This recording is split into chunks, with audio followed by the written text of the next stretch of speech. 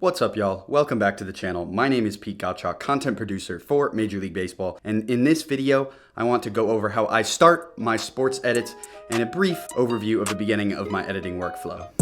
Welcome back to the channel, everyone. What is up? Welcome back. Pete here.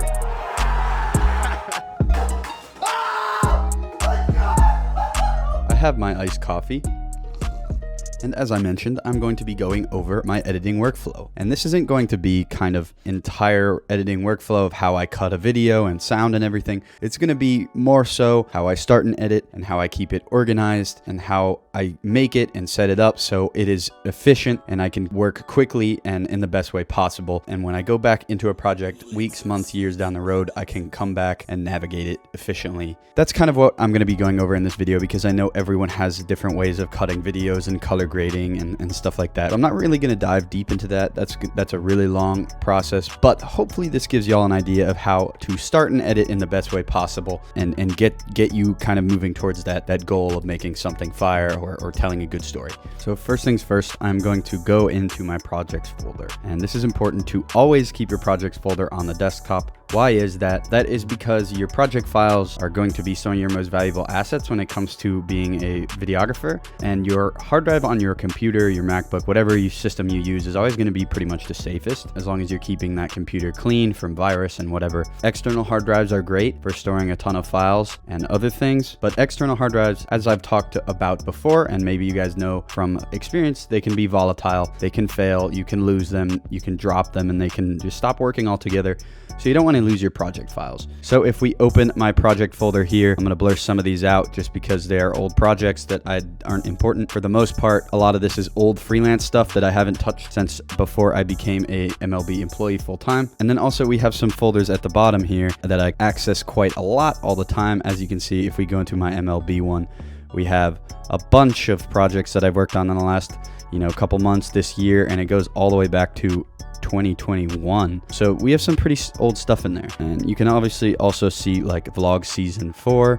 These are all the episodes that I have nice and organized here, and these are just some assets inside, and here's obviously the actual project file. Now you don't have to organize your files or your project folders exactly the way I do. For the most part, the 3 folders that I access in here are MLB, blogs, and tutorials, because those are the 3 things I make pretty much strictly. So inside those 3 folders you will find individual folders for each project, which then inside of that will contain all the project files. So the project file, the autosave folder for Premiere, all that. If we go into my MLB project folder, you can see that I have these all labeled individually based on project. This is the Strider Fireball video I made the other day, and as you can see, it is labeled 230906, which is year, month, day when I started the project and created that folder. I've gone over my labeling structure before. I do this for my individual clips and assets as well. The reason we do this, to put it shortly, is if we put the year first, that keeps it from getting disorganized here, because if we put this month first, then the September from each year will show up, if we sort it by name. And we don't want that, if that makes sense. So that is basically how I organize all my projects. The important thing to remember is to keep it on the safest hard drive possible, which tends to be usually your desktop or a place on your actual computer, not an external hard drive. And then also stay organized, right? If you do a lot of work for one client, do that client, XYZ company, and then inside that you have individual folders for individual projects and videos that you've done for them. And then same thing for different clients. You know what I mean? Folders and subfolders helps you stay organized, and you can go back if you need something in the future. Now, for actually starting a project on Premiere. If we fire up Premiere Pro here, we have a list of bunch of projects that I have done in the last couple of weeks, and you can see they are labeled as I just mentioned. But if we want to start a new project here, I'm going to go down, choose my location, and let's say I am going to start a project for, this video here, which I'm actually going to need to do. I'm going to go into my projects folder on my desktop, go into videography tutorials. You can see all the tutorials I've done in the past, and I'm going to create a new folder, 230908 underscore edit workflow. It doesn't have to be perfect, just something that helps you understand and be able to identify what it is. Hit create, and that creates us a folder to put the project inside. So that is where the project file is going to save, and all the corresponding stuff will go in there as well. We're going to do 23 for the project name, 0908 underscore 2 tutorials underscore. And that tutorials part is just to be able to identify what it is when I go into that quick save option that you just saw on Premiere. And then I'm going to enable it, edit workflow, enter. And that will start our project. And you do that same process for, different clients. When it's MLB, I'll do that same exact thing, but I'll save it obviously in an MLB folder as I just explained, and I'll put MLB in those underscores instead of tutorial. So once you have Premiere open, this is where it gets tricky, and this is where you really need to stay organized, because if you work on these long projects, you're gonna have a bunch of assets coming in, hundreds of assets, hundreds of videos, and you're gonna be nesting things, and you need to know where things are gonna be going. If you ever need to access this project over an extended period of time, you wanna know where it is, where everything is. What I do when I start a Premiere Pro project is I create multiple bins, and that will be where certain assets are dragged when I bring them into the project. For example, I always create an elements one, whether I'm doing a vlog or one of these tutorial videos or an MLB video. I always do elements, right? That can include really whatever you want. It can include lower thirds, like a set intro if you have one already exported out. It could include sound effects, however detailed you want to get. For vlogs and stuff, I tend to just stick, the intro, lower thirds, all that stuff in the elements folder, because it's not a professional project. I'm doing it for myself, and it doesn't need to be perfect. And then I will also do, clips. There, clips. So for a vlog, this is kind of how I started out. It's very simple. If I'm doing an MLB project, something that's big, something for marketing or branding or whatever, inside of this elements folder, I'll do motion graphics. Boom. And I'll do, end slates. There's another example. And then I could do audio, sound effects.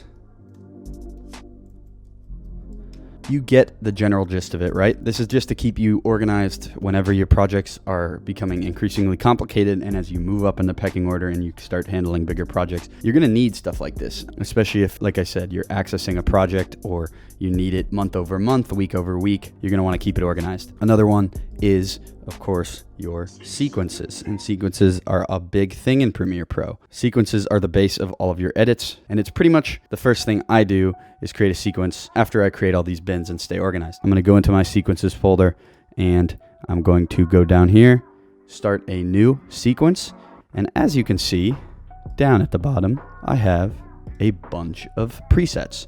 And this is just going to keep it super organized and simple for you. I'm going to take an assumption and guess that you guys are doing a lot of, H.264s when you edit. That is basically a web video, an internet video.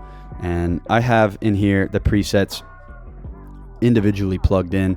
So this is an Instagram 4:5 video, which is 1080 by 1350, which is a 4:5 aspect ratio, and so on. I got a square, I got a vertical video, 1080 24.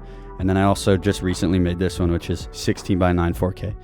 If you want to create presets like this, there are YouTube videos that other people have made on this exact topic.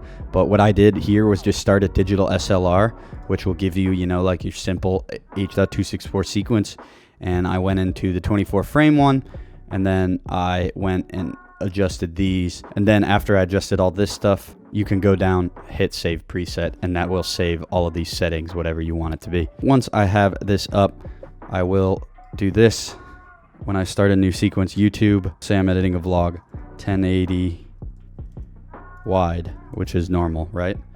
That is what I'm going to rock with, and that is going to be my main one there.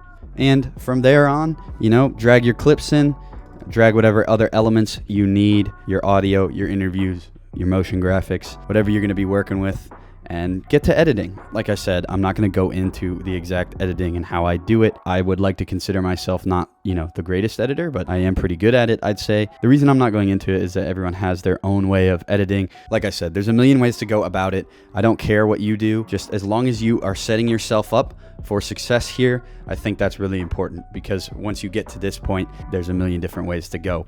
But that's why we do this job. That's why we love it.